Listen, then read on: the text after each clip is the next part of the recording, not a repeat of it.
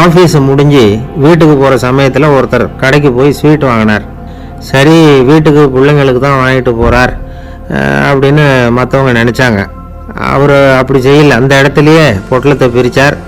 திருட மாதிரி அப்படியே சுற்றி ஒரு தரம் பார்த்துக்கிட்டார். யாரும் தெரிஞ்சவங்க இல்லைங்கிறத முடிவு பண்ணிவிட்டு அவசரமாக அதை அப்படியே போட்டு முழுகிவிட்டு கையை தொடச்சிக்கிட்டு நல்ல பிள்ளை மாதிரி நடந்து போக ஆரம்பிச்சிட்டார். அவர் யாருன்னா, அவரோட பிரச்சனை எல்லாருக்கும் தெரியாது, சில பேருக்கு தான் தெரியும். அதாவது அவர் உடம்புல சர்க்கரை இருக்குதுன்னு டாக்டர் சொல்லிவிட்டாராம். அதனால் வீட்டில் சர்க்கரையே இவர் கண்ணில் காட்டுறதில்ல. அதனால் இவர் யார் கண்ணிலையும் படாமல் இப்படிப்பட்ட வேலைகள்லாம் செய்கிறது வழக்கம். யாருக்கும் தெரியாமல் இப்படி ஸ்வீட்டை வாங்கி சாப்பிட்டுட்டு அவர் பாட்டுக்கு போயிடுறது. அதனால் எப்போவாவது அதிகமாக ஸ்வீட்டு சாப்பிட்டுட்டா, ஐயோ அதிகமாக சாப்பிட்டோமோ, என்ன பண்ண போகுது தெரியலையே அப்படின்னு நினச்சி மனசை போட்டு குழப்பிக்க வேண்டியதில்லை. பொதுவாக எதுவுமே அதிகமாக வேண்டாம், எல்லாம் சீராக இருந்தால் போதும். நீரிழிவுங்கிறது புதுசாக வந்துட்ட ஒரு நோய் இல்லை, ரொம்ப காலமாகவே இருக்கிற ஒன்று தான். நம்ம முன்னோர்கள் இதை மதுமேகம் அப்படின்னு சொல்லுவாங்க. அதை கட்டுப்படுத்துறதுக்கு அவங்களே சில வழிமுறையை சொல்லி வச்சுருக்கிறாங்க. அது என்னென்னா வேற ஒன்றும் இல்லை, இந்த பாவக்காய், முள்ளங்கி, அருகம்புல், அவ்வளவுதான்.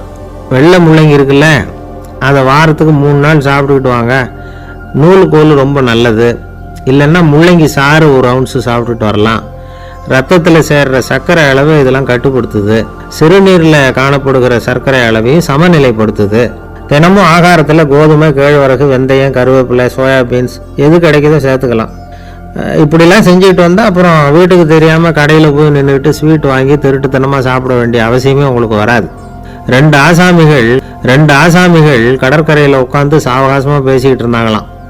ஒருத்தர் சொன்னார், இன்னொருத்தருக்கு தெரியாமல் ஸ்வீட்டு சாப்பிட்றதே எப்பவும் இடைஞ்சல் தான் சார். நேற்றுக்கு பாருங்கள், அப்படி தான் சாப்பிட்டுக்கிட்டு இருந்தேன், வீட்டுக்காரி கண்ணில் போட்டுவிட்டுது, அதுக்கப்புறம் ஒரே ரகலையாக போச்சு அப்படின்னாராம். எனக்கு கூட அப்படி தான் சார் ஆகிட்டுது, ஒரே ரகலை அப்படின்னாராம் இன்னொருத்தர். நீங்கள் சாப்பிட்டதும் உங்கள் வீட்டுக்காரங்க கண்ணில் போட்டுவிட்டுதா சார் அப்படின்னு கேட்டிருக்காரு இவர். அதுக்கு அவர் சொன்னாராம், அப்படி இல்லை சார், கடைக்காரர் கண்ணில் போட்டுவிட்டுதோ, நான் அவருக்கு தெரியாமல் அந்த ஸ்வீட்டை அவர் கடையிலேருந்து எடுத்திருந்தேன் அப்படின்னு விளக்கம் கொடுத்தாராம்.